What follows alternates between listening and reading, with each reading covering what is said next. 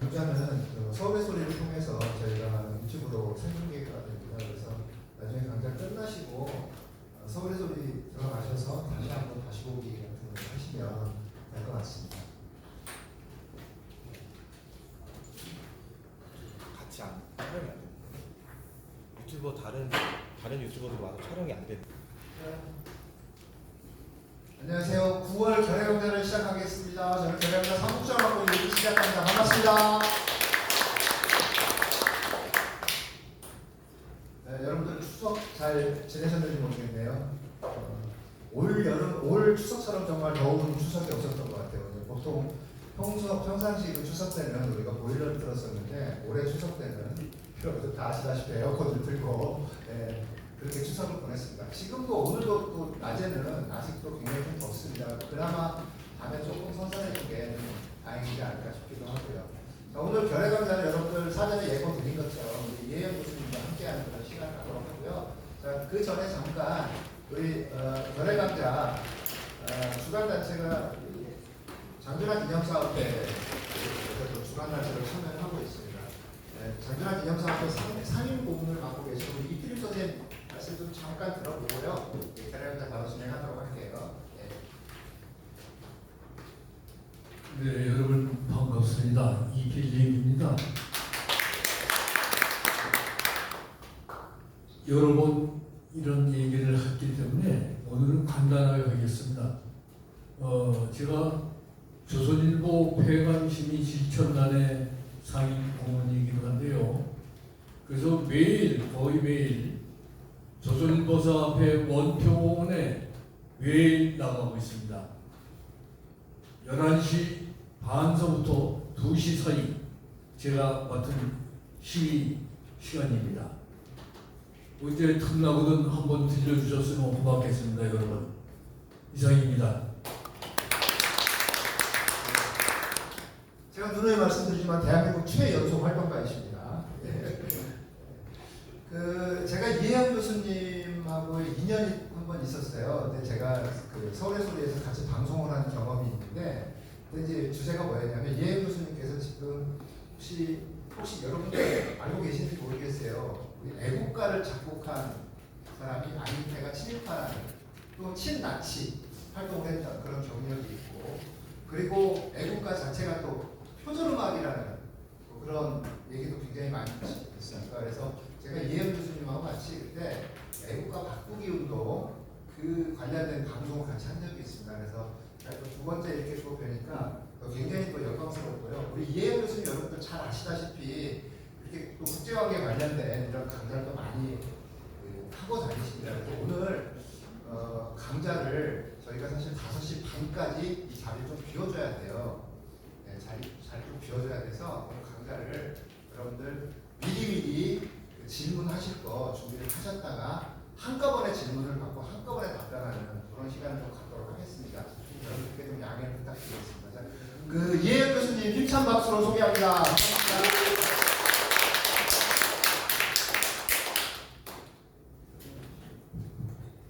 예, 반갑습니다. 아주 뜻깊은 자리에서 여러분들 뵙게 돼서 아주 반갑고 기쁘고 있습니다. 사실 좀 오래전에 장준하 선생 기념사업회 관련해서 저도 여러 가지 일을 같이 한 적이 있습니다. 그래서 또 다시 이렇게 인연이 된 것 같고요. 오늘 주제가 이렇게 조금 생소하기도 하고 뜬금없기도 하실 수도 있겠습니다. 제3차 세계대전 이란이 도무지 우리가 무슨 뜬도 없는 이야기냐 하실지 몰라도 하루하루 지금 우리 한반도 정세가 어떤 좋지 않은 방향으로 계속 가열되어가는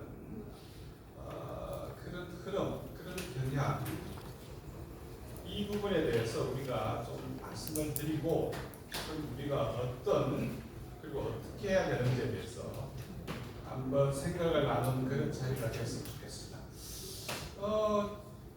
지금 아시는 것처럼 세계 지구 위에는 우크라이나 전쟁, 그 다음 요 며칠 사이에 더욱더 가열되어가는 이스라엘과 헤즈볼라 전쟁, 그 다음에 언제 터질지 모르는 남중국해, 그 다음에 한반도입니다. 저는 개인적으로 몇 년 전까지만 하더라도 한반도에서의 직접 전쟁 가능성은 사실 높게 보지 않았습니다. 그런데 최근에 정세가 그 방향으로 가지 않고 다시 한반도로 돌아오는 느낌을 받습니다. 그래서 이런 말씀을 좀 드릴 수밖에 없는, 그리고 더더군다나 한반도에서 만일 분쟁이 발생한다면 그 분쟁은 너무나 치명적입니다. 핵 전쟁 가능성이 매우 높다고 하는 이 부분을 말씀을 드리고자 하는 겁니다.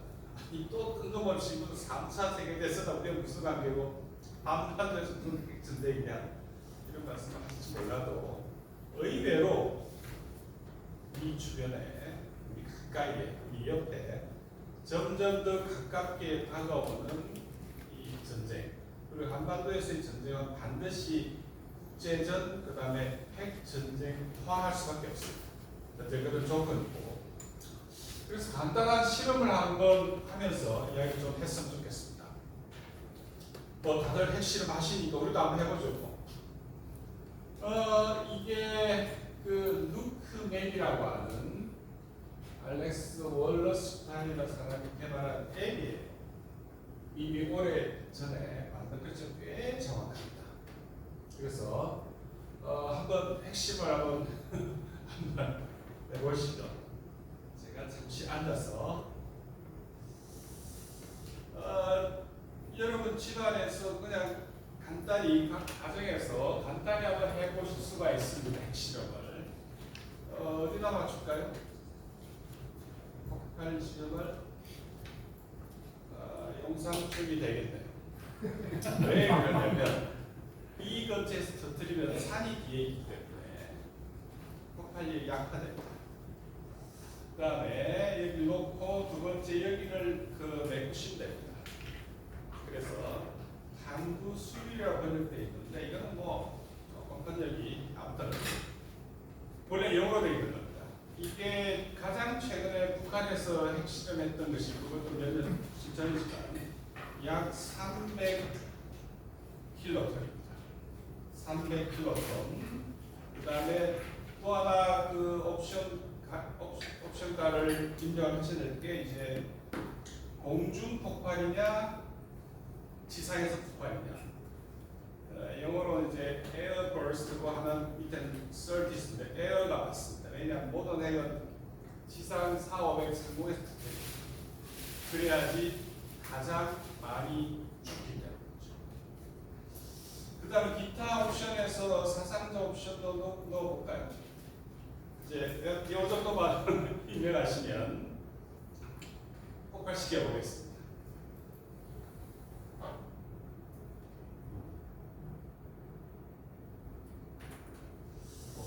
어떻습니까? 약 400만 가까이가 사망자가 70만, 즉사입니다.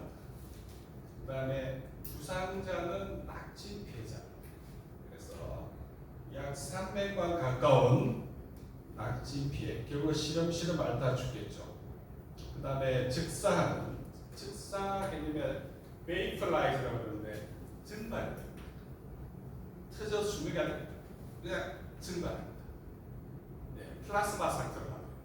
즉시 빛을 본 순간 플라스마 상태로 돌아갑니다. 조금 옵션을 달리 해볼까요? 지표에서 폭발시키는 걸로 하면 방사능 낙진하고 폭발. 예, 지표에서 폭발이 일어나면 약 한 130만 가량이 피해가 훨씬 적죠. 지표는. 그런데 여기 이제 풍향에 따라서 이 풍향에 따라서 어떻게 될지 그는 정말 알 수가 없습니다. 풍향에 따라서 이렇게 갈 수도 있고 아니면 위로 갈 수도 있고 이건 알 수가 없죠. 예, 그래서 지금 가정에서 간단히 시작해 볼 수 있는 핵심. 그리고 이거는 헌금적인 수치는 아닙니다. 왜 그러냐면 300K톤이라고 하는 것이 가장 최근에 북한에서 핵실험했다는 그 수치이고, 이 수치가 감이 안 오실 거예요. 이것이 무슨 말인지. 300K톤이라고 하면, 킬로톤이라고 하면은 히로시마에서 터뜨린 그 리틀보이가 15K톤입니다. 그 뒤에 나가사키에서 폭발시킨 그게 21톤입니다. 이거는 300. 그래서 대략 지금 여러분들 흔히 주변에서 들리는 전술핵 이야기를 가끔 들으실 텐데, 그 전술핵이 그 수준이 히로시마급입니다. 과거에 히로시마에 실제로 2번이나 일본에서 폭발된 이 원폭은 지금 기준으로 보면 그냥 전술핵이라고 합니다. 그는 수류탄 거죠. 수류탄. 근데 지금 이 폭발력은 그 당시와 비교해 볼 때 최소 20배 혹은 뭐 30배 혹은 훨씬 더 큽니다. 근데 지금 제가 이 간단한 실험을 해보는 이 앱을 통해서 한 발이잖아요. 한 발. 핵폭탄 한 발 가지고 이제 이런 약 400만 가까이가 한 발로. 그런데 지금 북한이 보유하고 있는 핵탄두는 60여 발로 추정됩니다. 그리고 더 빠른 속도로 증가합니다.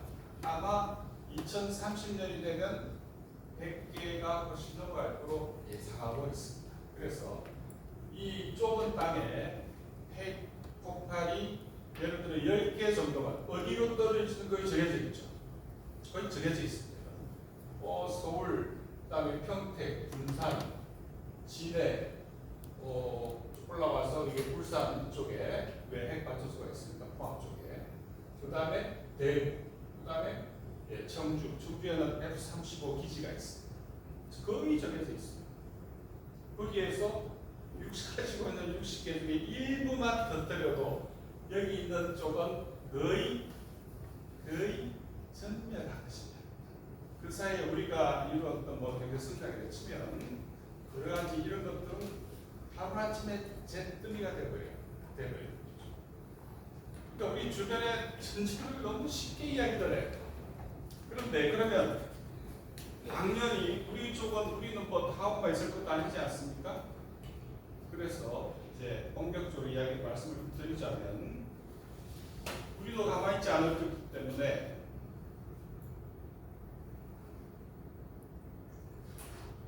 조금 널리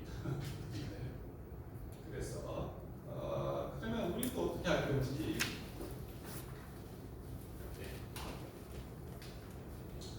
이거는 2017년에 미 국방부 프로그램을 가지고 시뮬레이션, 모의 실험 프로그램을 가지고 북쪽에다가 쏜 시뮬레이션 이 결과인 거죠. 2017년이기 때문에 지금으로 봐서 꽤 오래전. 그리고 이걸 사용한 프로그램은 미국 국방부의 프로그램입니다. 그 위험 예측 프로그램이 있어요. 거기서 북을 향해서 쏘니까 여기도 어디 쏠지 거의 정해져 있습니다. 그리고 왼쪽 하이 일드하고 로우 일드가 있는데, 두 개의 옵션 가운데 W88, 제가 이제 미국의 핵탄두 기록입니다.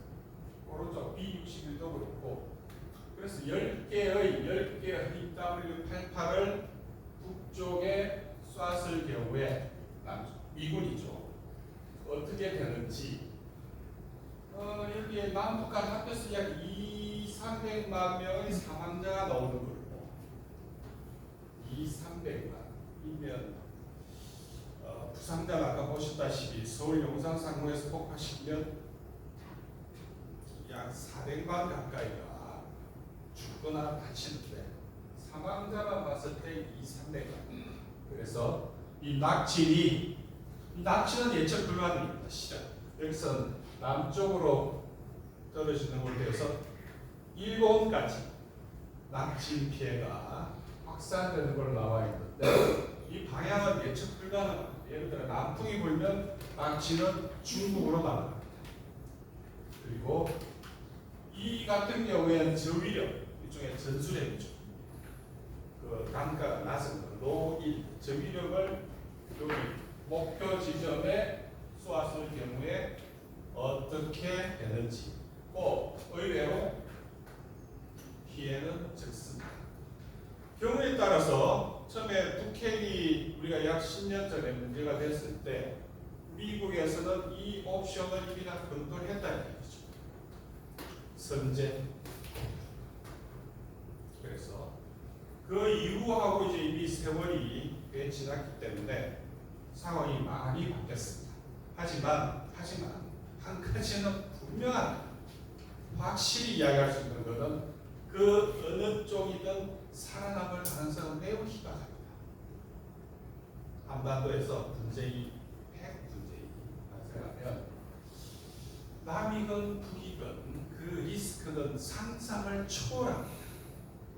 그래서 요 며칠 뒤에 국군의 날을 맞이해서 지금 뭐 동해방네 헬기가 뜨고 난리인데 올 초에 미국 그 바이든 행정부에서 미국의 핵 사용 지침을 개정을 합니다. 이미 결정이 된 사항입니다.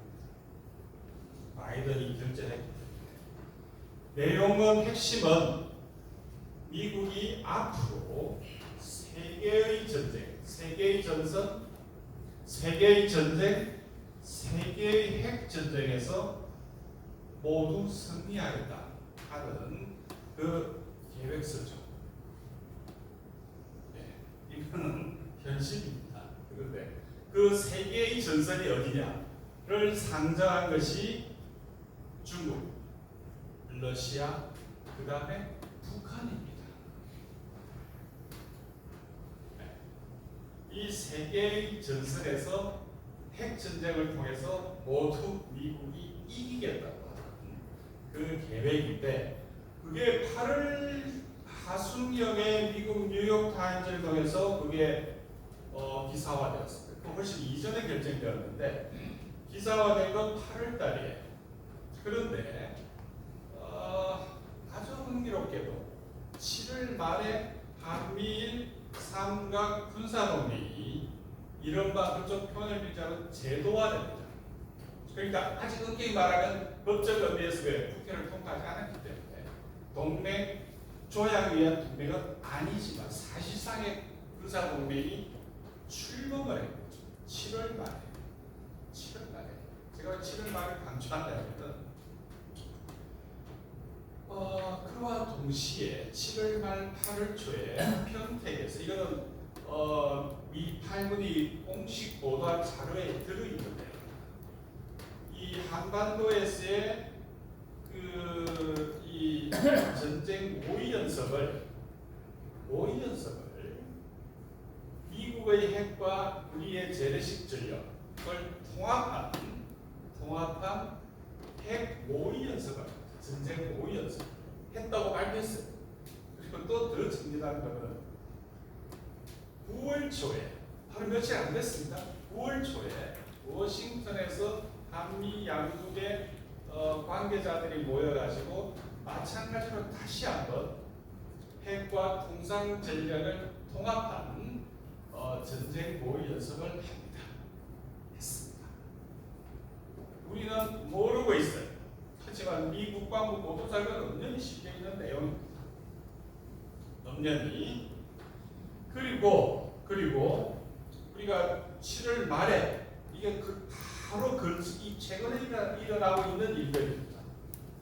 7월 달에 한미 정상이 공동으로 성명을 내어서 핵 작전 지침을 개정을 발표합니다. 한반도에서의 핵 작전 지침을 발표를 합니다. 공식적이죠. 그래서 보자면 그 이전에 한국은 또 오크스라고 들어보셨죠? 영국, 미국, 호주가 이 아시아에서만 좀 말씀을 드리겠지만 만든 오크스 동맹의 부자 동맹입니다. 우리가 가입하는 걸로. 네. 그래 보면 지금 이 한반도가 도대체 우리가 모르는 사이에 우리 의지와는 100% 무관하게 어느 순간에 미국이 핵전쟁을 한다는 그 무대로, 그리고 특히 미국 대통령 대선을 앞두고 누가 대통령이 될지 아직은 모릅니다. 하지만 이런 상황에서 혹시 만약 트럼프가 대통령이 될 경우를 대비해서 할 수 있는 모든 진도를 다 빼고 있는 거죠. 매우 빠른 속도로. 하지만 우리는 이게 돌아가는 이게 뭐가 뭔지 10월 1일 날에 뭐 국군의 날에 뭐가 현무 8톤짜리 괴물 폭탄이 미사일을 보여준다는데 그게 왜 또 튀어나왔는지 이런 것들에 대해서 우리는 도무지 이게 뭐 하자는 건지 무슨 맥락인지 그래서 어떻게 하자는 것에 대해서 아무 생각이 없는 거죠.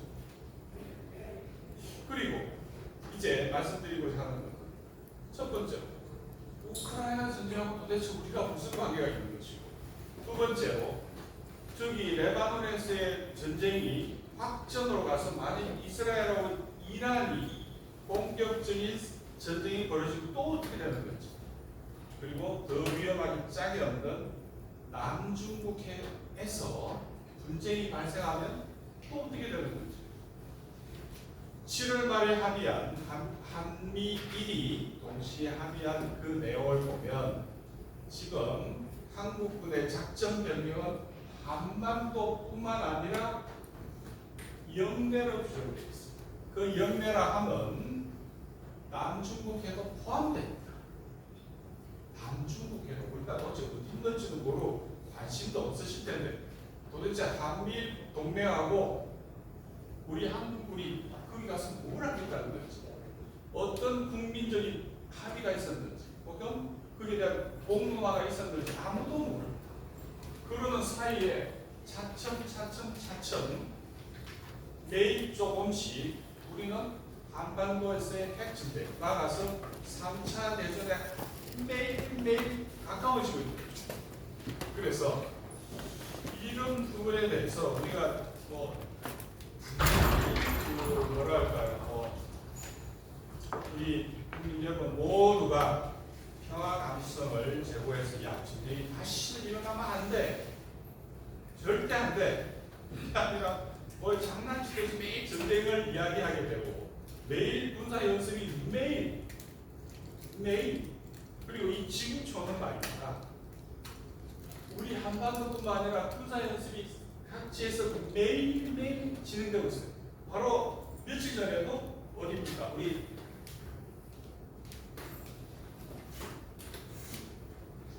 가만히 없었는데 다시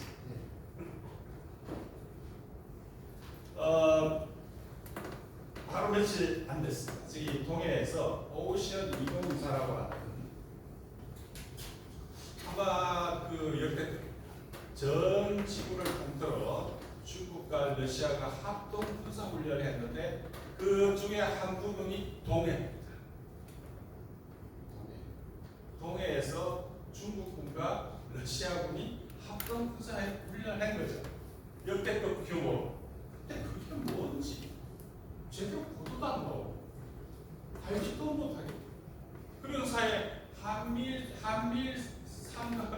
동맹군은 안 합니까? 얼마 전에도 했잖아요. 그리고 제주도 남쪽 바다가 어디입니까? 거기가 동중국해입니다. 바로 붙어 있는 바다죠. 바로 거기에 대만이 있지 않습니까? 그러니까 남중국해, 동중국해, 네? 우리말로 써야죠. 그다음 또 동해에서는 우리도 뭐 굳이 불실까요? 중국군하고 러시아군이 합동 군사훈련하고 있고, 그 날 부산 앞바다로 러시아 함대가 내려가고 올라가고 가고. 단순히 현상을 말씀드리는 게 아닙니다. 제가 말씀드린 것은 지도를 자세히 보시면서 제가 학자 높은 수사하겠는데 우크라이나 전쟁에 대해서 여러분 또 최근에 많은 말씀을 들으셨을 거로 보는데 모르겠습니다. 언론에서 어떻게 이야기하는지 몰라도 지금 현재 우크라이나 전선의 전황은 상당히 가파르게 진행되고 있습니다.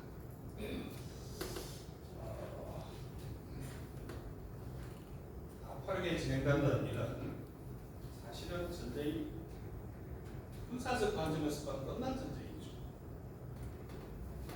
이게 지금 전선을 쭉 보여드리는 건데 엄청나게 긴 전선이죠. 엄청나게. 아마 부산에서 저기 만주까지 정도 거리가 다 전선이라 생각하시면 될 거예요. 그리고 요약에 앞쪽에서 말씀드리면은 우크라이나는 압도적으로 패배했습니다. 저희가 싸우는 게 의미가 없어요. 언론에서 여러분들이 어떻게 듣고 알고 계신지 몰라도 분명히 말씀드릴 수 있습니다. 이 전쟁은 우크라이나는 가능성이 제로입니다. 이길 가능성이요. 완벽히 러시아가 승리한 전쟁입니다. 군사적 의미에서. 그런데 지금 우크라이나가 살아있는 이유는 나토, 곧 서방의 무기 지원 때문에 현재 버틴다는 의미도 좀 이상한데 아무튼 지금 이 시각도 여기를 중심으로 해서 전선이 급격히 무너지고 있어요. 여러분이 얼마 전에 TV에서 보셨던 거는 이쪽 지역 이야기인데 쿠르스크 여기서 이제 우크라이나군이 8월 초에 돌파가 일어났죠. 가지고 있는 제일 엘리트 부대를 집중 투입해서 일정 정도 돌파가 이루어졌고 지금 이 시간에도 전투가 진행 중입니다. 하지만 여기서도 우크라이나군이 이길 가능성은 제로입니다. 그리고 이제 고립되어서 러시아군이 지난 2년 반이 훨씬 넘게 해왔던 것처럼 이 전쟁은 말 그대로 소모전쟁입니다. 소모전쟁이라 하면 여러분이 1차 대전 때 뭐 양대 참호를 파고 우리가 맨날 쏘는 그런 의미의 소모전쟁이 아닙니다. 아주 간단히 러시아군의 작전 개념을 말씀드리면은 면적, 즉 땅을 영토를 차지하는 그런 의미, 돌격해서 막 뛰어가고 하는 그런 개념이 아니라 지키고 있는 상대군을 철저하게 말살시키는 전쟁입니다. 그러니까 늦게 가도 아무 관계가 없는, 천천히 가도 아무 관계가 없는 목적은 즉 전투력의 살상에 있는 거죠. 즉 좀 이렇게 말씀드려도 가게 될지라도 죽이는 데 있습니다. 목적은 적의 군인을 죽이는 데 있는데 적의 땅을 가지고 오는 작업의 문제이죠. 그러다 보니 중요한 거는 흔히 군사용어로 킬 레이쇼라고 그러는데 킬 레이쇼 얼마나 서로 죽고 다치고 했는지 그 비율입니다. 그게 포인트예요. 이 소모전쟁 개념에서 여기에서 격차가 엄청 벌어져 있습니다. 그러니까 당연히 러시아군도 많이 죽죠. 안 죽는 전쟁이 어디 있습니까? 하지만 그 비율이 문제되는데 지금 우크라이나군 같은 경우에는 이제 마지막 남아 있는 그 이제 군사용어로 전략적 예비대라고 그러는데 마지막 미천이죠. 여기 포도웠어요. 요걸 요 전투하는 과정에서 젤렌스키 대통령이 미국에 가서 다시 무기 달라 돈 달라 하는 한순간 또 일시 약간 돌파가 이루어졌는데 역시 현재 화력 차이가 너무 큽니다. 나토가 탈탈탈 미친 털썩에 보고했는데도 이 전쟁은 그렇지 않아요. 왜? 우크라이나는 절대 이길 수 없는 전쟁. 이미 그렇기 때문에 그러면 이제 문제가 이래 되는 거죠. 아니 뭐야? 2년 단도가 사실상 대리 전쟁 아닙니까? 미국하고 러시아가 전쟁을 해야 하는데 미국은 뒤에 빠져 있고 돈 대고 무기를 댄 전쟁이거든요. 본질은. 그런데 이제 미국 대통령 선거를 앞두고 이 전쟁을 거치면 미국 민주당 정권 어떻게 됩니까? 야 이거 뭐야? 니들 패배했잖아. 그래서 미 대선까지 이 전쟁은 절대 못 끝냅니다. 어떻게 끌어가야 되고 그 뒤에 누가 대통령이 될지에 따라서 또 향대가 결정되는 건데 이 전쟁은 지금은 못 끝내. 졌어도 인정하면 안 되는 거죠. 선거를. 보자면 문제는 여기서 출발합니다. 제가 여기 어마어마한 자료들이 있지만 이거를 다 뭐 지금 설명드릴 수는 없기 때문에 이건 지금 아까 말씀드린 그 쿠르스크 전선 상황이고 거의 다 어제 오늘 상황입니다. 중요한 그림을 하나 보여드리면 이 그림을 보시면 왜 이게 중요하냐면은 전쟁에서 이길 수 없는 상황에서 이제 우크라이나 군이 요구하는 것처럼 장거리 미사일을 달라. 그러면 우리가 모스크바까지 장거리 미사일 폭격을 해가지고 전화를 어떻게 해보겠다. 그런데 푸틴이 뭐라고 해요? 만에 하나. 왜? 장거리 미사일은 아주 멀리 갔다. 그거는 위성에서 좌표를 찍어줘야 됩니다. 근데 우크라이나는 위성이 없어요. 당연히 없습니다. 그리고 이 보고 아주 비싼 무기 아닙니까? 이거를 쏠 수 있는 병력도 없습니다. 다시 말해서 나토가 직접 좌표를 찍어주고 나토 측 병력이 쏘는 거죠. 그러니까 러시아 입장에서 볼 때는 만에 하나 니들이 우리한테 장거리 미사일 이런 것들 이게 지금 미사일 모델해가지고 제이슨 이건 이제 F-16 같은 전투기에서 쏘는데 멀리는 1900km까지 날아갑니다. 모스크바를 충분히 공격하고도 거리가 한참 나가요. 여기처럼 1900km면 최대로 날아가는 러시아의 주요 방산 시설이 이 정도에 있습니다. 공장들이 3교대로 돌아가는 이 공장들까지 위협할 수 있는 게 되는 거고, 그 다음에 여기까지 그까지 안 간다 하더라도 모스크바는 여기 있지 않습니까? 그래서 수도를 공격하면 그거는 이제 러시아 쪽에서 그거는 우리 본토에 대한 공격일 뿐만 아니라 우리에 대한 선전포고로 간주하고 핵을 쓰겠다고 어제 발표했죠. 그 이전엔 위험만 했는데 이제 러시아도 핵 사용 지침을 핵 독트린을 바꾼 거예요. 다시 말해 우크라이나가 핵이 없지만 만일 우리 본토에 대해서 대규모 대량 미사일 공격을 가져가면 핵으로 대응하겠다. 즉 세계 3차 대전이 일어나는 거죠. 젤렌스키 입장에서 본다면은 어떻게든 전쟁을 확대시켜야 됩니다. 그래야지 자기가 살 수 있어요. 현재 그렇기 때문에 지금 평화가 오는 것은 이 우크라이나 젤렌스키 정권 입장에서는 완전히 폭망하는 케이스가 되는 거죠.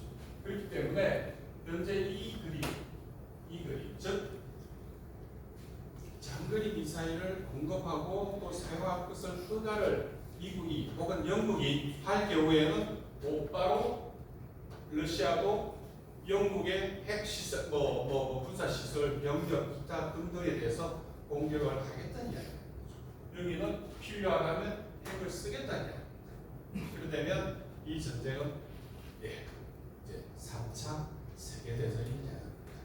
3차 세계대전이 될 경우에 이제 그것이 멀리 보면 당장 얼마 전에 기억하시겠지만 북한하고 러시아가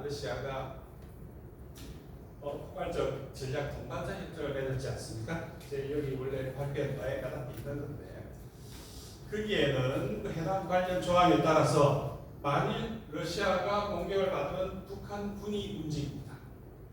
왜? 상호 방위 조약이죠. 상호 방위 조약입니다. 마찬가지로 북한이 공격받으면 러시아가 가용한 모든 수단을 통해서 즉각 지원을 하는 것을 약속했지 않습니까? 그렇기 때문에 중국도 당연히 지원하거든요. 우리 국내에서 자꾸 그 망상을 갖고 있는 것이 뭐냐면은 우리가 중국하고 말을 잘하면 중국이 북한을 견제해 줄 거라고 망상을 갖고 있는데 절대 그렇게 안 돌아갑니다. 절대. 미어 샤인버 교수라는 미국의 좀 굉장히 유명한 교수죠.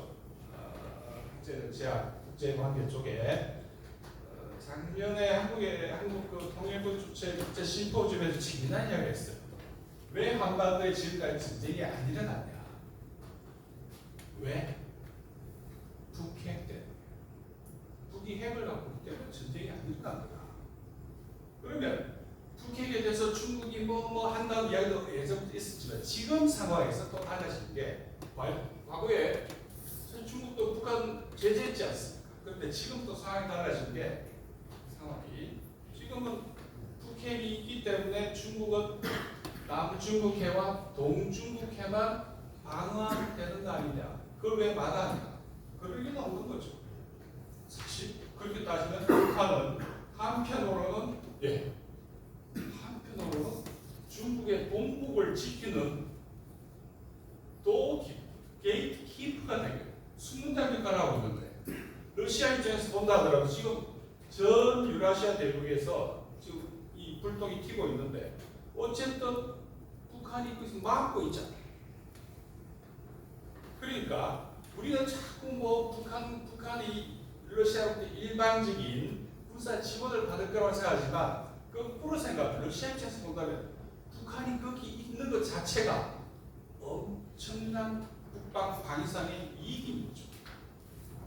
서로가 이익이 맞기 때문에 조약을 체결하는 겁니다. 이익의 균형이 이루어진다는 거죠. 다음.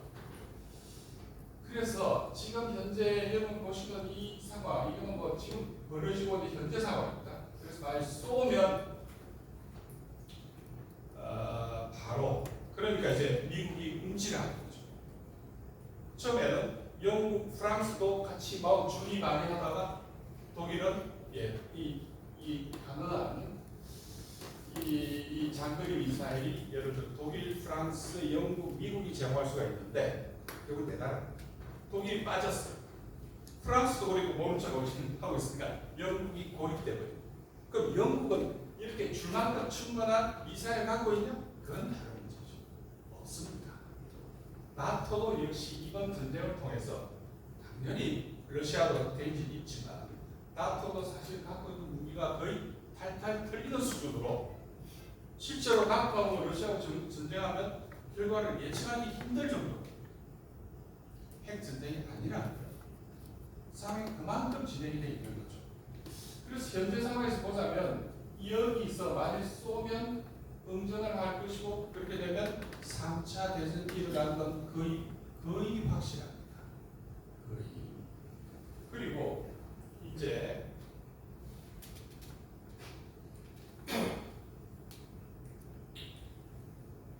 우리 여기 지금 레바논 벌어지고 있는 그 상황을 좀 보실 필요가 있습니다. 지금 이게 9월 21일 그러니까 사흘 전 상황입니다.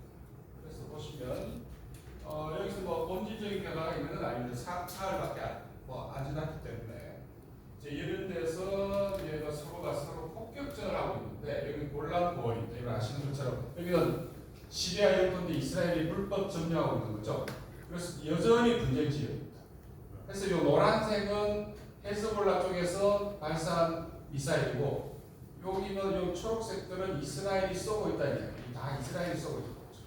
그러니까 화력이 이스라엘이 훨씬 우위에 있기 때문에 특히 공군력이나 미사일 지금 현재 이렇게 좀 비대칭적으로 당연한 겁니다. 헤즈볼라는 얼마 전에 BP 테러 그 유엔 안보리에서도 이건 공식적인 점검 행위로 비판을 했는데 우리 언론은 지금 뭐가 뭔지 잘 모르는 것 같아요.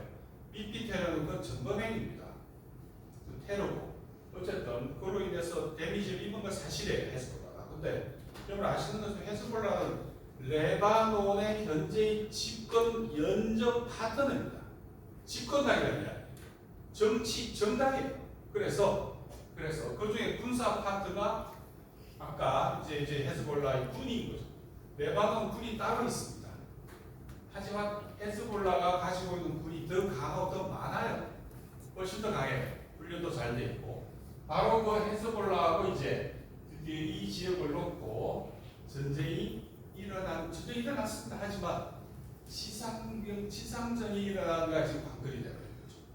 만약에 미사일이 밀고 올라가면 지상전이 벌어집니다. 그러려면 뭐 이 근처에 있는 여기 시리아, 이라크에 있는 친이란 세력 다 들어오고 그러니까 미국이 이스라엘의 군을 파견했지 않습니까? 지상병력을 현재 미국이 이스라엘에 파병을 했습니다. 들어가 있습니다. 현재. 근데 실제로 참전할 줄은 아직은 모릅니다. 나중에 이스라엘이 위협해지면 참전할 겁니다. 어쨌든 문제는 그러면 여기 레바논 남부 이게 남부인데 여기에 들어가서 이스라엘이 승산이 있냐 하는 문제죠. 그래서 이 부분은 다른 판단이 필요합니다. 왜냐하면 이스라엘은 처음에 가자 지구에서 그 어마어마한 학살에도 불구하고 하마스를 못 이겼어. 이렇게 말씀드린 이상하실지 몰라도 이스라엘은 가자에서 살짝 패배했습니다. 아니 더 정확히 말씀드리면 이기지 못한 거죠.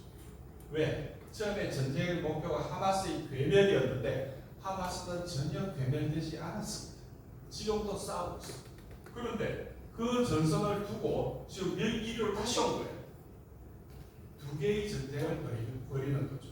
그러니까 이쪽에 전선이 있고 이쪽에 또 그다음에 시리아하고 또 싸워, 이란하고 또 싸워. 당연히 제일 큰 적은 이란입니다. 그런데 이란하고 이스라엘하고 전쟁이 막 일어날 것 같이 하다가 이란이 지금 한발 빼고 있잖아요. 대신 헤즈볼라가 대리 전쟁을 하고 있는 거죠. 그러면 여기로 들어오면 여기 거의 다 쉽게 말씀드리면 땅굴이라 생각하시면 돼요. 하마스도 그 가자지구 밑에 다 지하 터널 연결돼 있잖아요. 여기도 마찬가지입니다. 여기도. 그러니까 원래 여기서 한 땅굴 때문에 2006년에 이스라엘군이 들어갔다가 아주 박살이 나서 물러났거든요. 이 전술을 배워서 사실 하마스가 터널을 한 거죠. 십수년에 걸쳐서. 제가 여기 땅굴에 더 강합니다. 군대도 더 많고. 그러니까 이스라엘도 자신이 확신할 수가 없는 거예요. 들어갔을 경우의 결과를.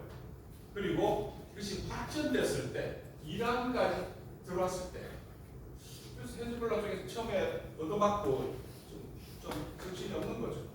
하는 상황에서 이란에게 이스라엘 쏴라 미사일. 이란 쪽에서는 아직은 아니다. 아직. 이란 생각은 그렇다고 저는 추정합니다. 뭐냐, 이란은 역시 이란식으로 소모전을 이스라엘에 강요하는 거죠. 무슨 말이냐면 이스라엘 경제가 무너지겠거든요. 이스라엘 경제가. 여러분들 이렇게까지 싸우는데 어떤 외국인 투자자가 여기에 투자하겠습니까? 지금 외부 투자가 60% 이상 감소되었어요. 그리고 올 연말까지 대략 6만 개 정도의 이스라엘 기업들이 문을 닫을 거라고 예상하고 있습니다. 그러니까 경제가 계속 이렇게 2년, 3년 더 가면 이스라엘 경제를 버티기 어렵습니다. 아시는 것처럼 이스라엘 경제는 굉장히 강해요. 주로 스타트업 중심으로. 1인당 국민소득도 굉장히 높습니다. 인구는 5천만도 안 되지만 이스라엘 인구와 팔레스타인 인구는 거의 비슷합니다. 하지만 지금처럼 이렇게 대량 학살, 그리고 더 중요한 건 이스라엘의 고급 인력들이 빠져나가는 거예요. 어떻게 사냐니까 여기서 이런 상태에서 지속 가능하지 않은 겁니다. 그리고 너무 많이 죽였어요. 이스라엘 군이 똑같은 짓을 레바논 일반 민간인들한테 하고 있지 않습니까? 벌써 지금 수백 명이 그냥 민간으로 폭격을 해대니까 그 말은 여기서 빨리 떠나라. 일단 군사적인 메시지보다 여기 강이 하나 있어요. 리타나의 강이라고. 지금 지도상 잘 안 보이는데 요 뒤에 여기까지는 자기들 땅이라는 이야기죠. 나가라는 이야기죠. 네. 레바논 남부를 여기서 다 나가라. 그렇게 군사적인 메시지 목표이긴 하지만 그 가능성은 거의 없습니다. 그래서 다시 돌아가면 현재와 같은 속도로 이스라엘 경제가 약화되고, 그리고 끊임없이 지금 여기 지미나가 헤즈볼라 쏘는 미사일들은 싸구려 미사일을 쏩니다. 그러면은 그 비싼 아이언돔 미사일로 쏠 거 아닙니까? 그냥 쏠 거 아니에요? 그러면 언젠가는 아이언돔도 쏠 탄환이 없어져요.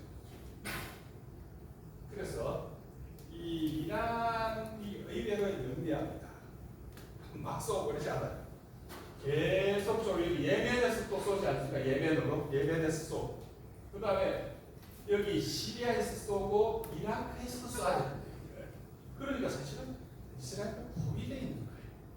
그것도 보면 매우 강한데 미국의 지원이 없으면 여기는 계속하지는 못합니다. 그렇다면은 이란은 서서히 개구리를 삶아 죽이듯이 서서히 소모 고갈시켜버리겠다. 그래서 길게 보는 것. 러시아가 단기적으로 숙적으로 뛰어들어가서 뭘 박살내고 이런 개념이 아니듯이 천천히 개구리 삶듯이 개구리 입장에서 본인이 삶는 걸 모르는 거죠. 그래서 보세요. 그래서 이런 상황에서 이제 그러니까 문제는 또 역시도 또 문제는 이러다가 이란하고 이스라엘이 교전이 일어나면 그 또한 3차 세계대전입니다. 그 또한 왜냐하면 이란하고 러시아는 사실상 군사 동맹입니다. 북한하고 러시아처럼. 그래서 이란이 예를 들어 공격받을 경우 러시아는 100% 개입, 이미 개입하고 있어요. 이미 지금. 그리고 이 이란의 석유들은 대부분 누가 사냐면 중국이 사갑니다. 중국이 지정학적으로 약점이 뭐라고 생각하세요? 에너지. 그래서 중국은 또 이란하고 또 특수관계인 거죠. 반드시 개입합니다. 만일 미국하고 이란이, 이스라엘하고 이란이 직접 교전으로 확전이 되면 러시아는 무조건, 중국도 무조건 개입합니다. 100% 3차 세계대전. 100%. 우리 같은 경우에는 저기 예멘 밑에 그쪽에 강강창호가 뭐 한데 들어가 있었죠. 왜냐하면 해적 소탕이라는 이유로. 그래서 우리하고도 사실은 멀리 있는 거 아니냐. 예를 들어서 작년 같은 경우에 포항에서 출발한 그 화물선이 예멘 앞을 지나가다 미사일 맞잖아요. 그래서 그 안에 국제 선박계에서는 그 안에 무기가 실려 있었을 거다. 우크라이나 아니면 이스라엘로 가는 그런 추측이 있었는데 아무튼 국내 언론에서는 한마디도 보도된 적이 없습니다. 흥미로운 사건이었는데 예멘 이쪽의 입장에서 보면 우리는 적성국가죠. 한국 배가 지나가 쏩니다. 네. 그리고 아시는 것처럼 이미 러시아하고 우리는 나왔습니다.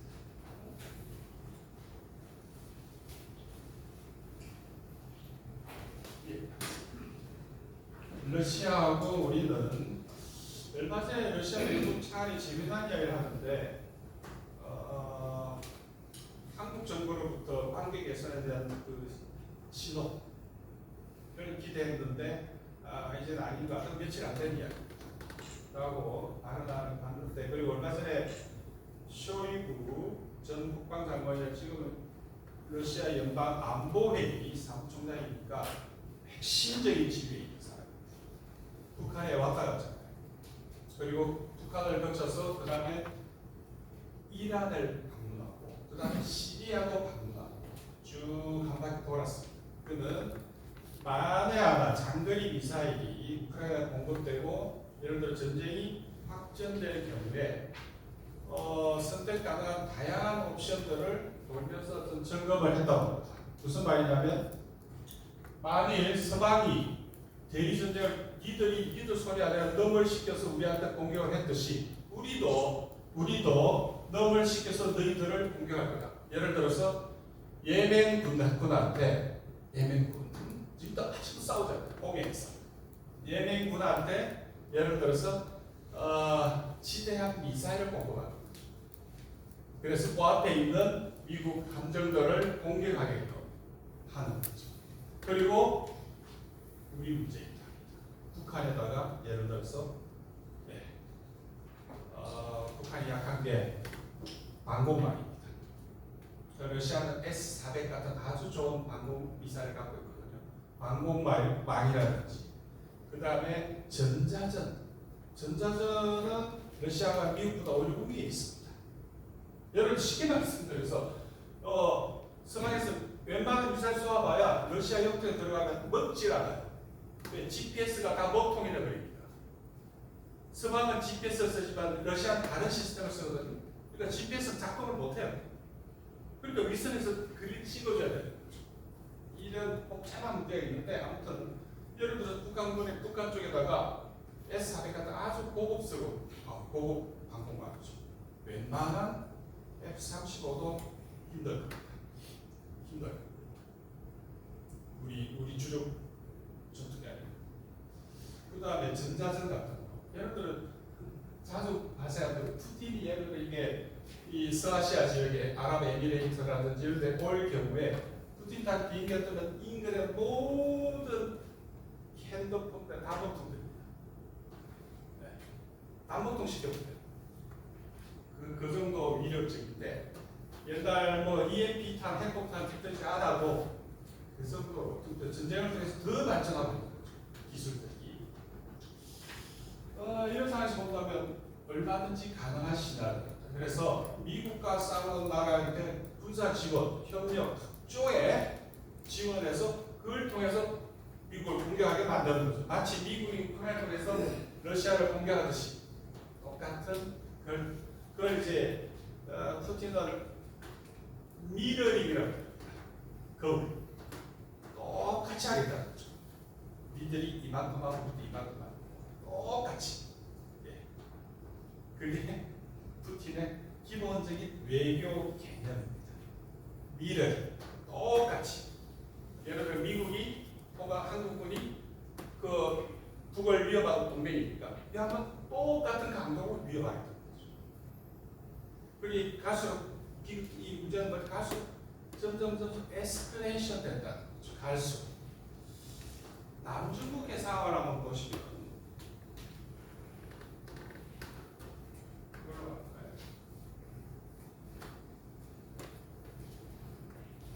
남중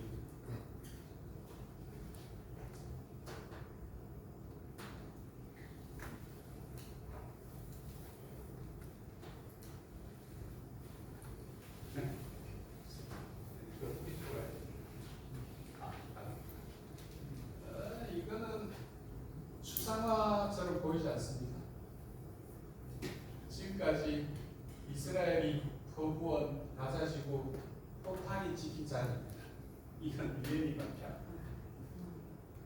1인당 36kg 포탄을 거부했습니다. 지금 인구에 230만이 사는데 어쨌든 간접 살인, 간접적인 거 포함한 약 20만 명 이상이 인구의 10%가 사실상 학살당했다고 보시면 틀리지 않을 겁니다. 그래서 이게 남중국해 상황을 좀 보시면 이건 이란 쪽이고요. 이란을 둘러싸고 있는 미국의 군사 기지입니다. 이게 굉장히 세 보이지만요. 유사시가 되면 여기 있는 조금만 흩어져 있는 미군 부대들은 다 인질이 됩니다. 흩어져 있잖아요. 그러니까 이건 오히려 미국한테는 굉장히 강해 보여도 오히려 약점이 되는 거죠. 하나씩 깨져오기 때문에. 왜? 약하잖아요. 흩어져 있기 때문에. 이제 그런 상황인데 아무튼 여기 지금 보시면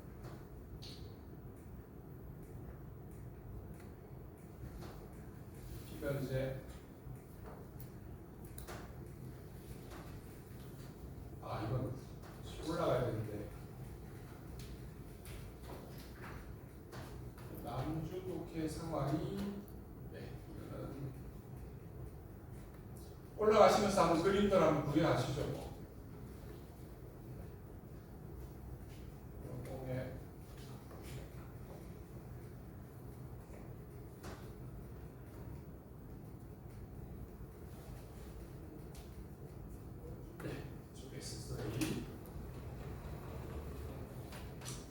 이게 지금 남중국해에 흩어져 있는 미국의 군사 기지들입니다. 쭉 한번 이렇구나 보시면 될 것 같고요. 필리핀 쪽에 특별히 지금 위험해지는 게 필리핀하고 중국 상황입니다. 왜 그러냐면 의외로 대만은 우리가 뭐 대만은 마치 날마다 먹는 이야기하는 전쟁이 2027년 일어난다면 세상에 전쟁 날마다 한 전쟁은 없습니다. 그리고 의외로 여기 있는 대만은 이 중국보다 더 치명적인 약점이 뭐냐? 여기 역시 에너지입니다. 여기에 예를 들어 여기 봉쇄를 해버리면 대만 경제는 붕괴되어 버립니다. 왜? 에너지가 없잖아요. 자체 공급한 에너지 거의 없어요. 다 수입입니다. 에너지. 다 수입이에요. 그렇기 때문에 의외로 대만하고 중국이 엄토하고 이런 전쟁 가능성 저는 의외로 높지 않아요. 과장된 뭐 우리 언론 보도를 과장된 그게 아니라면 의외로 대만보다 더 위험한 건 여기. 특히 필리핀을 지금 계속 쑤셔가지고 필리핀을 우크라이나처럼 만들어서 대리 전쟁을 시키면 필리핀이 폭탄 들고 중국하고 전쟁을 벌려주면 미국으로서는 가장 좋은 케이스죠. 그리고 대신 싸움은 필리핀이 하되 필리핀 군이 하되 혹은 필리핀 사람들이 하되 이 여기 쭉 깔아놓은 군사 기지들 여기 군사 기지 현황들이니까 필리핀을 우크라이나 집어넣듯이 도와주고 필리핀은 앞장서서 싸우고 혹시 한미일 군사 동맹에 따라서 한국 해군이 여기 와서 같이 필리핀군하고 일본군하고 호주군하고 중국을 향해서 싸워주면 제일 좋은 케이스죠. 그리고 그렇기 때문에 한미일 군사 협정이라고 했을 때 항상 그 대상이 어딘지 놓고 한반도와 영배 또는 남중국해가 호명되는 이유는 또 다른 남중국에서 또 다른 대리전쟁, 즉 미국은 뒤에 빠지고 여기 현지인들끼리 싸워주면 제일 좋은 케이스죠. 오죽하면 호주 정치인들조차도 우리가 주권 국가냐 하는 이야기 같은 앵글로색슨들이잖아요. 그런데 호주 정치조차도 그런 이야기 하는 거는 야 정말. 근데 오늘 어제입니까? 아주 재미난 사건이 하나 중국이 그 마하 25짜리 ICBM 발사 실험을 해서 여기에 들떠있습니다. 아주 재미난 사건입니다. 중국이 ICBM 실험을 했다고 합니다. 당연히 핵이 탑재 가능한 거죠. 지금 미국이 아까 모두에 말씀드린 것처럼 세계의 핵전쟁을 이야기하는 이유는 지금 그렇습니다. 사실 핵 전력을 따지고 보면 미국과 러시아는 한두 수만 놓고 보면 거의 비슷하거나 오히려 러시아가 더 많습니다. 특히 유럽 같은 경우에는 미국의 전술핵은 100개, 200개 수준인데 러시아는 2000개입니다. 훨씬 더 많아요. 유럽에 보다는. 그런데 지금 중국의 핵탄두를 한 500개로 계산합니다. 미국은 한 1400개인데 그래서 지금은 아니라는 거예요. 중국이 아직 핵 전력상으로 경제적으로는 우리의 거의 동급의 경쟁자인 것이 위협이지만 아직은 핵 전력이 우리보다 5순위이기 때문에 아직은 아닌데 이게 매년 100개씩 증가한다고 봅니다. 그러면 10년이 지나면 핵 전력도 미국하고 동급이 된다 이야기예요. 10년 안에.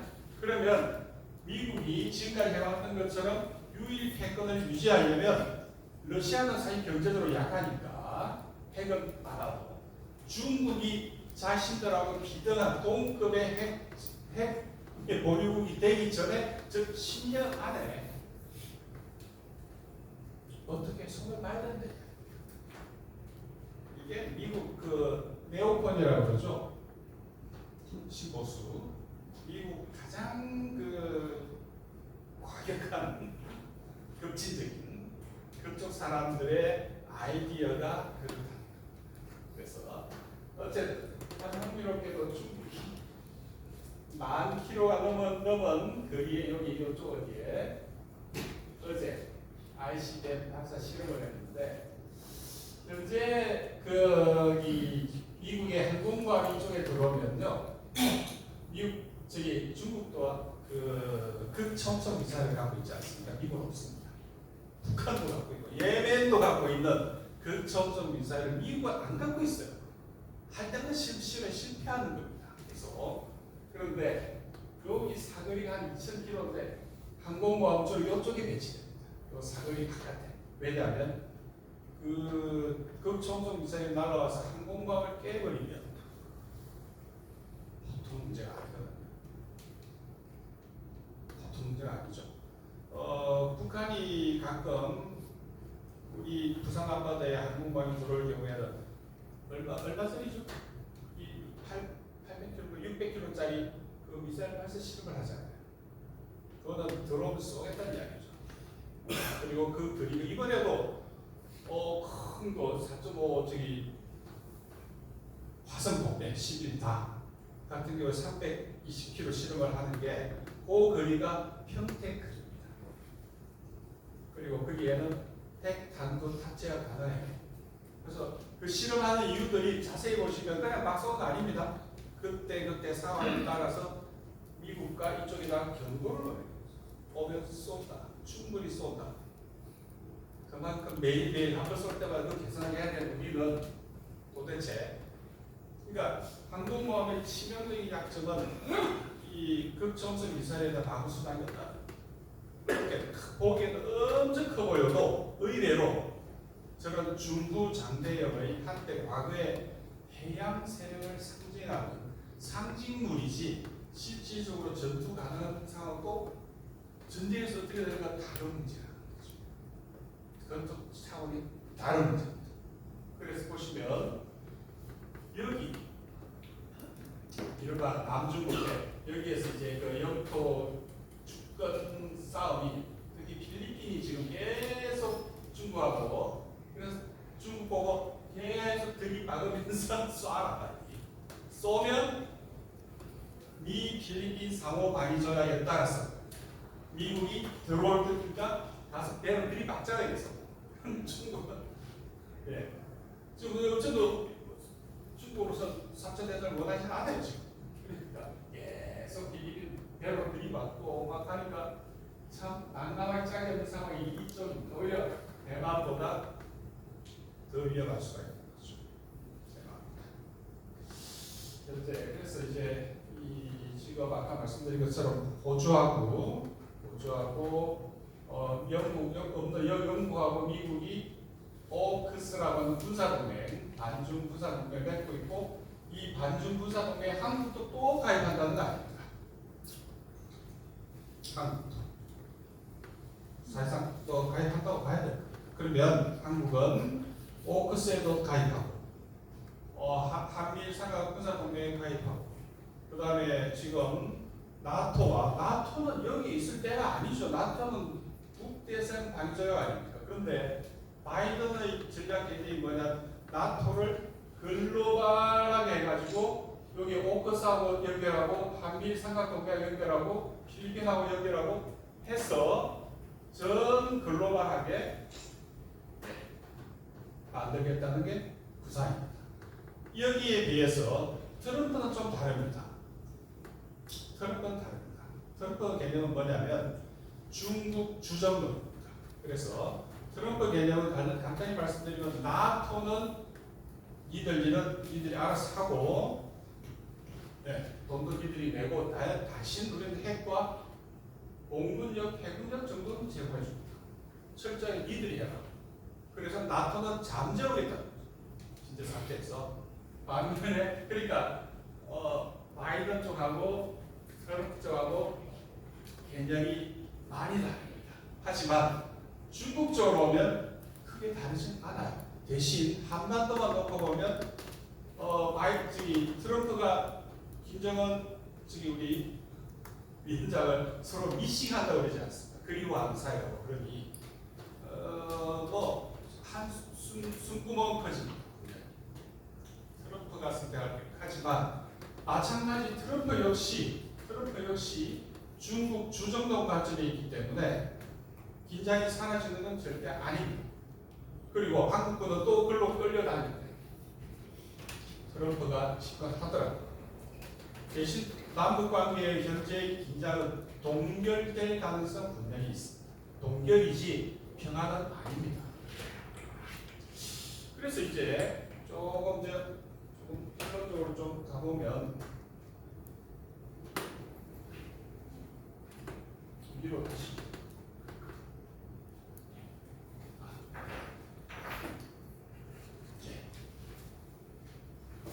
이 바다죠, 이 바다. 예. 여기가 중국으로서는 1위를 거쳐서 석유 수송도 아닙니다. 그래서 여기를 100% 유사시 막습니다. 미국이 막을 거예요. 그다음에 여기 또 막을 거예요. 아닐라 여기 시켜서 말 거고 여기 다 돌파하면은 제주도 옆에서 또 막을 겁니다. 그러니까 제주도의 군사적 전략적 가치가 가장 크신 거죠. 천억이 요새 제주도가. 그래서 제주도 강정을 처음에 평화의섬, 유람선 띄우다더니 결국은 핵 잠수함 기지역 되고 있지 않습니다. 일단 제2공항도 만든다는 건 그건 누가 쓰겠습니까? 아니, 예? 저기 동중국해 한복판에 비행장이 생기는 거 아닙니까? 누가 쓰겠습니까? 아무튼 그래서 과거 2차 대전 때 여기를 막으니까 일본군이 어떻게 했습니까? 진주만을 피해 가잖아요. 이게 경로 원전성이라고 우리 학자들끼리 하는 거 아닌데 이거는 이 지진학적인 포메이션 그럴까 이거는 아마 없어지지 않을 건데 이거 막으면 딴데 또 짓는다. 어쨌든 그래서 여기 써있듯이 중국 무역의 80%가 여기서 나간다는 거 아닙니까? 그러니까 필리핀이 여기서 때리면 중국은 글쎄 어떤 선택을 할지 그래서 이걸 좀 확대하고 그리고 여기에 대해서 이걸 자세히 들어가면 시간이 부족해서 다 말씀을 드리기 어렵습니다. 너무 복잡하게 얽혀 있는데 이 동네가 아무튼 그 말씀만 드리겠습니다. 여기 각자들이 다 영역을 주장하고 있고 이제 여기서 필리핀 여기까지 자기 거라는 거고 요만큼이 지금 그러니까 스카보로 쇼울 요 암초지대 서도초지대가 분쟁의 핵심이 되는 거죠. 여기하고 여기 선이 엇갈립니다. 그리고 필리핀은 사실 또 더 자세히 들여다보면 필리핀에 가장 많은 투자를 하고 있는 게 중국 돈이에요. 그러니까 마르코스는 이걸 통해서 요 영역 요걸 가지고 하면 미국의 말을 들어주는 척하면서 또 자기 이익을 챙기는 겁니다. 계산이 만만치가 않죠. 우리처럼 그야말로 아낌없이 다 대주는 이 구조는 아닙니다. 의외로 양악합니다. 이쪽 돈도. 왜? 그럴 수밖에 없는 게 중국 돈이 여기를 압도하고 있습니다. 필리핀에 신규 투자한 중국 돈이니까. 네. 이제 이 부분을 가지고 아마 이 기준을 내준 대신 7개 줬습니까? 대신에 또 미국한테 또 챙기고 그런 구조죠.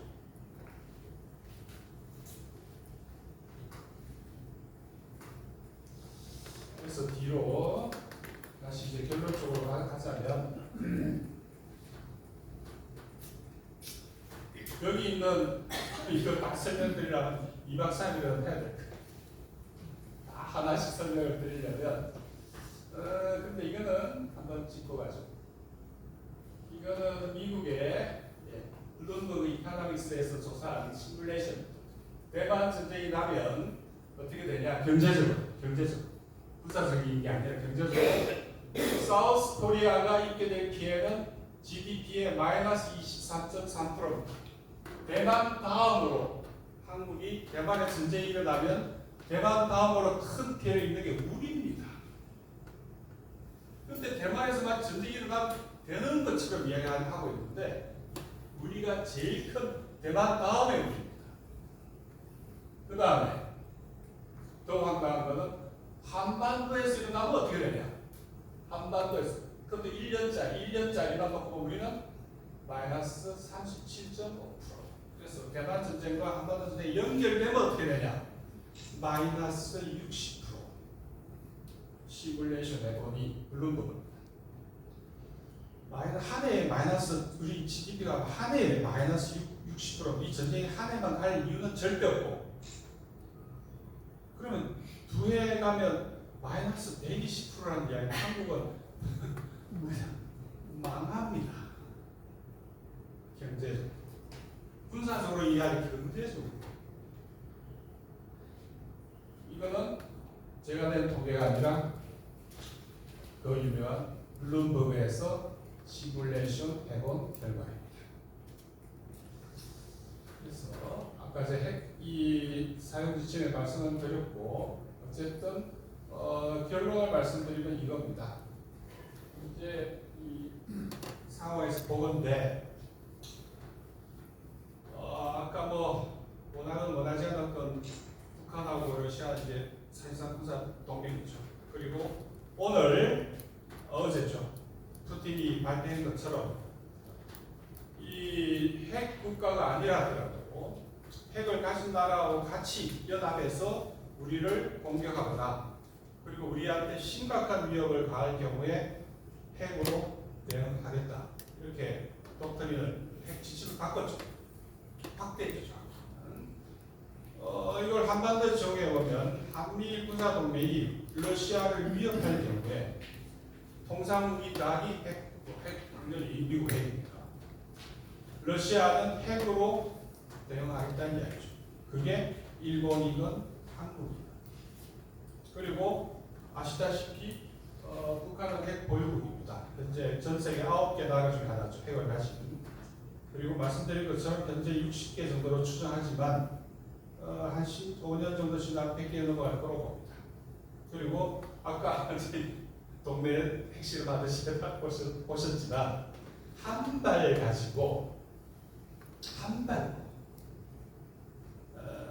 거의 어떻게 되겠습니까?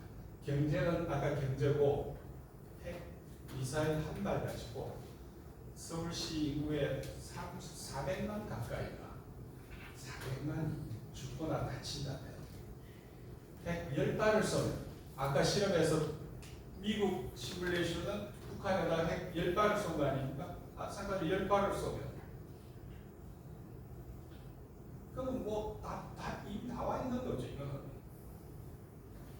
그래서 서로가 이제는 이거를 이제 상호 확정 파괴라고 합니다. 전문 용어로 Mutual Assurance Destruction. 둘 다 확실히 다 죽는다 이거죠. 확실하다 이거. 그걸 또 혹은 공포의 균형이라고도 부릅니다. 그래서 현재 조성된 이런 군사적인 이 관계, 경제는 빼고 보더라도 한반도 상황은 공포의 균형이라는 이야기입니다. 즉 아주 쉽게 말씀드려서 다 죽는다. 아주 다 죽는다. 그리고 회복이 불가능하다. 왜 핵피해니까. 그런 지점에 이제 도달했다는 거죠. 그래서 하면 두개 쏘는 오물 갖고 난리인데 오물 전에 여기서 뭘 쏘는지 이야기해야죠. 그리고 누가 돈을 냈는지도 이야기해야 될 거 아니에요. 두 개 다 뿌리는 거 돈 누가 냈겠지? NDT가 되잖아요. CIA가. 네? 그 이야기는 쏙 빼고 오물 이야기를 하면 그 홉스라는 영국의 아주 17세기 유명한 철학자죠. 다 아시만 그 사람이 유명한 말 중에 호모 호미니 룩스라는 말이 있습니다. 무슨 말이냐? 인간한테 서로가 늑대라는 이야기죠. 서로가 서로한테 위협이라는 거죠. 남한은 북한한테 위협이에요. 북한이 남한한테 위협이듯이 서로가 다 나쁜 놈들이에요. 거기서 시작해야 됩니다. 우리는 좋은 놈, 우리는 나쁜 놈. 그럼 문제 안 풀려요. 평화공도 이루어지지 않는다 이 이야기죠. 공포의 균형이라는 건 서로가 서로한테 위협이라는 이야기거든요. 서로가 서로한테 늑대라는 이야기죠. 그래서 지금 얼마 전에 우리 김종석 군이 또 재미난 이야기를 해서 우리가 잠시 떠들썩한데 그와 관계없이 물론 저는 다 동의하지 않습니다. 중요한 핵심은 평화공존 말고 이제 무슨 대안이 있냐. 무슨 대안이 그 이상 존재하냐 그 이야기를 드리고 싶은 거죠. 이건 뭐 각종 이거는 뭐 그렇습니다. 아까 보시고 이거는 뭐 일어날 수 없는 일이긴 하지만 아까 리틀보이가 요거 15K 팻맨이 21짜리 그 이야기고 이거는 그냥 수류탄이라고 보시면 돼요. 지금 하고 있는 걸로 보시면 그래서 앞으로 어떻게 하면 좋냐 지금 보신 끝에 이게 뭐냐면은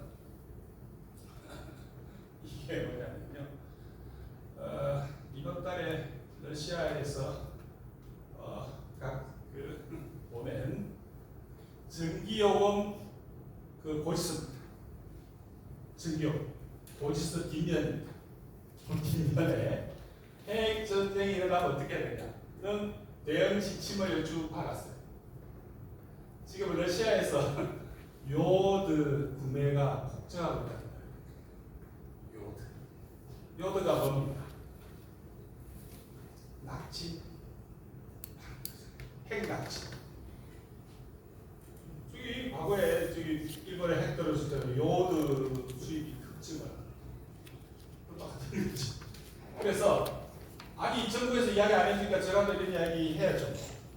핵이 떨어지면 창문을 꼭 닫고 문과 창문을 꼭 닫고 이걸 완전히 꽉 밀폐시켜야 된다. 네? 공기 안 들어오게. 그 다음에 마스크를 꼭 끼고 그 다음에 TV, 라디오를 꼭 켜라. 그 다음에 그래서 이제 TV나 라디오에서 어떤 이제 좀 됐다 하면은 그때 문 열고 방지시켜라 하는 주의사항.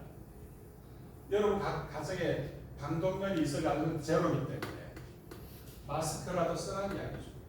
그래서 이거를 전기요금 고지서에 이번 달에 러시아에서 이런 고지서를 보냈다고 선거 기간 중에 해리스 후보는 남한 북한을 구분 못합니다. 그러나 작년에 재작년이죠. 왔을 때 노스 코리아가 우리 동맹이라 이야기했지. 연설하면서 노스가 어딘지 사우스가 어딘지 몰라요. 그런데 과거 트루만이 왔을 때 우리 한국 전쟁 때 이 사진하고 오버랩 시켜서 이제 DNC는 미국 민주당 전국이라 선거 캠페인을 이용해 먹고 있는 거죠. 우리 한반도 상황을 그 이제 풍자합니다. 예, 시간이 더 많은 아까 준비한 거에 한 20%, 30%밖에 말씀 못 드렸는데 어쨌든 그래도 결론은 말씀을 드리고 있습니다. 현재 남아있는 옵션은 우리가 집단적으로 선택할 수 있는 옵션은 평화공존 말고는 없습니다. 군사적으로 특히 그렇습니다.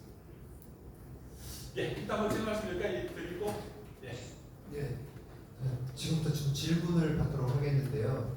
질문은 좀 짧게, 그다음에 내 주장을 얘기를 하는 게 아니라 꼭 질문만 해주시기 바랍니다. 세 분만 좀 받도록 하겠습니다. 네. 질문. 네. 너무 완벽한 강의여가지고 질문. 네. 박유승 시인입니다. 지금 너우 전쟁에 관해서요. 만약에 러시아가 전쟁에 불리해지면 전술핵을 사용한다고 그러는데 우크라이나 땅에서. 근데 그걸 효율적으로 보는 게 만약에 러시아가 우크라이나를 점령하는 땅이 된다면 자기 땅에다가 핵 전술핵을 어떻게 쓰겠느냐 이런 얘기가 있고요. 만약에 전술핵에 대해서 서방에서 또 나토에서 전술핵으로 대응하면 세계 3차 대전이 일어나지만 러시아가 설령 전술핵으로 우크라이나를 제어하더라도 미국 등 나토 이 서방 국가들이 재래식 무기로 러시아를 축소할 수 있다 이렇게도 얘기하는데 여기에 대해서 말씀하시길 바라겠습니다. 시간이 많이 없기 때문에 짧게 말씀드릴게요. 그 재래식 무기로 한다 하더라도 현재의 나토 전력이 러시아를 압도할 가능성은 그렇게 높지 않습니다. 그리고 러시아는 우크라이나 땅 전부를 점령할 생각이 없습니다. 지금 이 시점까지. 지금 전투가 벌어진 데는 러시아인이 다수 거주하는 러시아어를 사용하는 지역. 전쟁은 일단 군사적으로는 거의 다 왔어요. 더 자세히 지도를 보면 설명드리면 좋겠지만, 다시 말해서 우크라이나 동남 사주는 주민 투표를 통해서 일단 러시아 가입을, 연방 가입을 원했고, 그 한에 있어서 러시아 입장에서 본다면 자기 헌법상 영토를 수복하는 거, 물론 우크라이나 입장에서 뺏기는 거죠. 하지만 거기에 살고 있는 다수의 러시아인들은 러시아 쪽으로 가는 걸 원합니다. 해서 군사작전은 거기에 그칠 겁니다. 하지만 요금도 중요합니다. 만일 그 나토 쪽에서 확전을 시도하면은 더 많은 영토를 점령할 가능성이 있습니다. 하지만 그거를 러시아 영토로 편입하는 건 다른 거죠. 왜? 어쨌든 절차를 거쳐야 됩니다. 이렇게 말씀드리면 이상하게 들리실 거라고 보는데, 러시아 현재 정치 지형에서 푸틴은 온건파입니다. 그리고 법대 출신이에요. 법돌이에요, 법돌이. 그 말은 그 절차, 적법한 절차를 엄청 따지니까 강경파들 입장에서 굉장히 못마땅한 거죠. 하지만 워낙 강하게 이 정치 권력을 쥐고 있기 때문에 도전을 못하는 거죠. 그래서 그렇게 말씀하시는 거 저도 잘 알고 있는데, 저는 그 의견에 동의하지 않습니다. 예, 또 다른 분 질문 있으신가요? 예. 질문 좀 짧게 부탁드리겠습니다. 우선 강연 잘 들었습니다. 네. 예.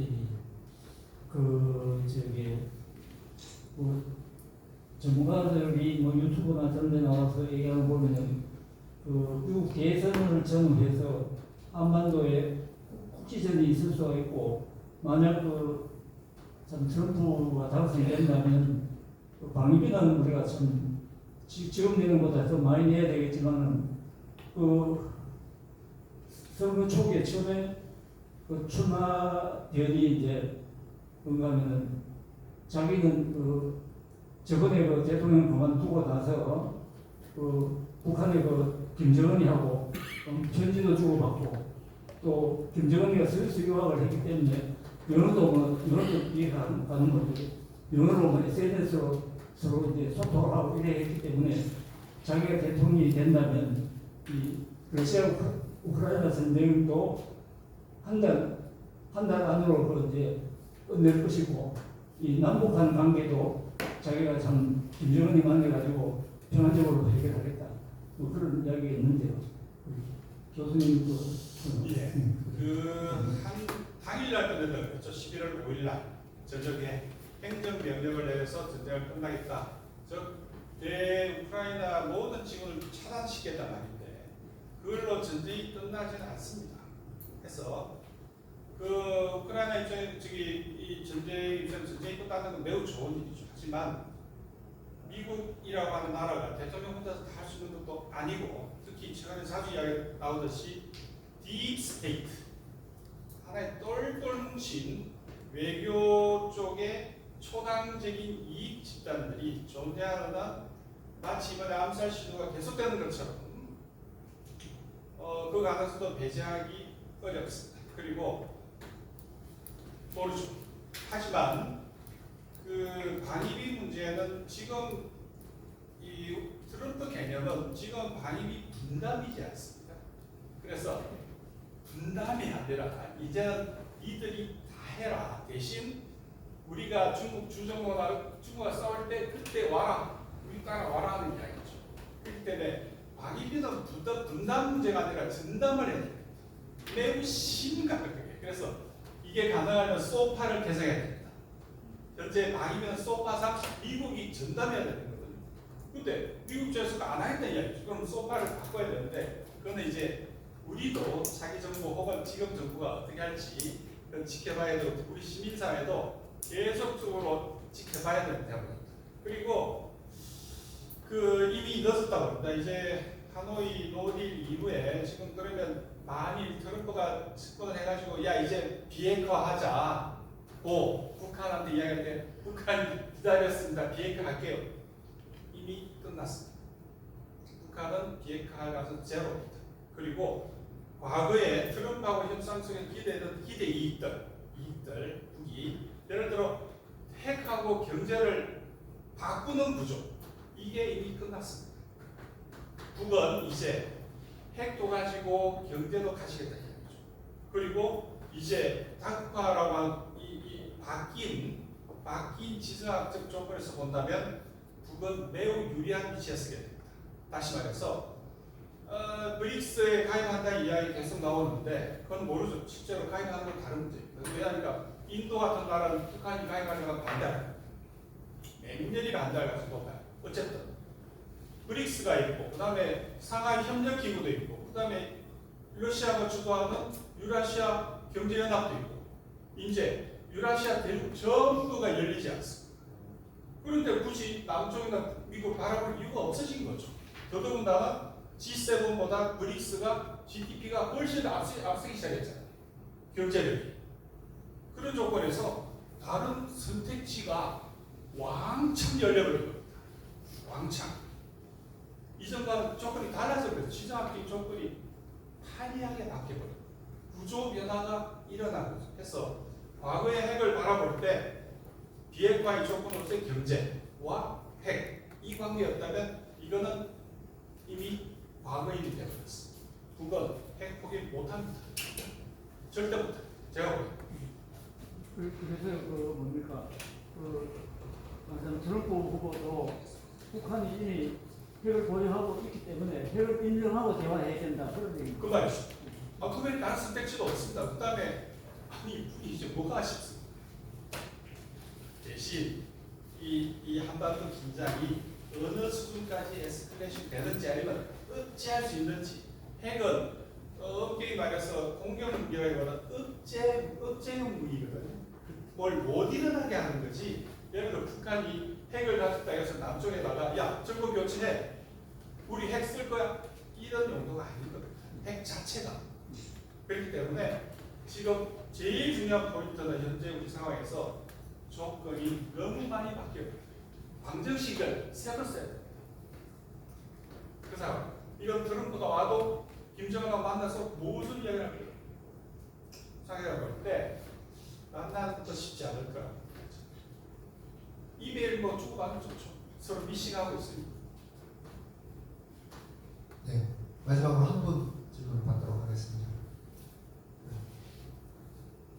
질문 없으신가요? 네, 그러면 더 이상 질문이 없는 걸로 저희가 이해를 하고요. 저희 우리 결의망자는 장렬한 기념사업회에서 주관을 하고 있습니다. 그래서 오늘 장렬한 기념사업회 장호건 회장님께서 조금 다른 입장이 있어서 좀 늦게 오셨거든요. 근데 우리 장호건 회장님 잠깐 모셔서 짧게 좀 격려사 좀 듣도록 하겠습니다. 예, 회장님.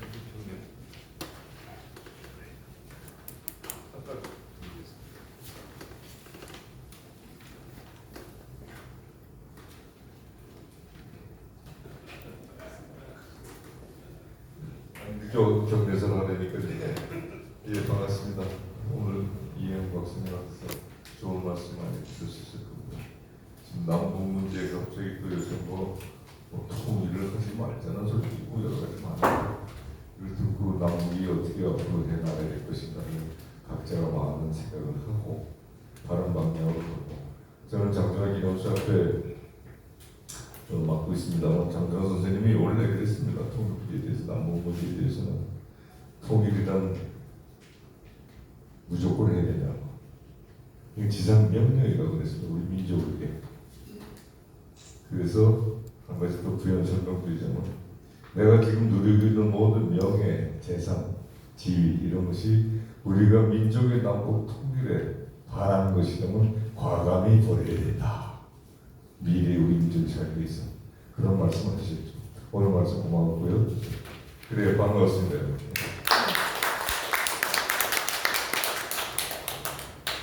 자, 오늘 강의는 이대로 이렇게 좀 마치도록 하고 여러분들 저 나오셔가지고 기념 촬영 좀 해야 될 것 같습니다. 빨리빨리 좀 움직여 주시길 부탁드리겠습니다. 우리 좀 수고해 주신 이혜영 교수님께 큰 박수 보내주시기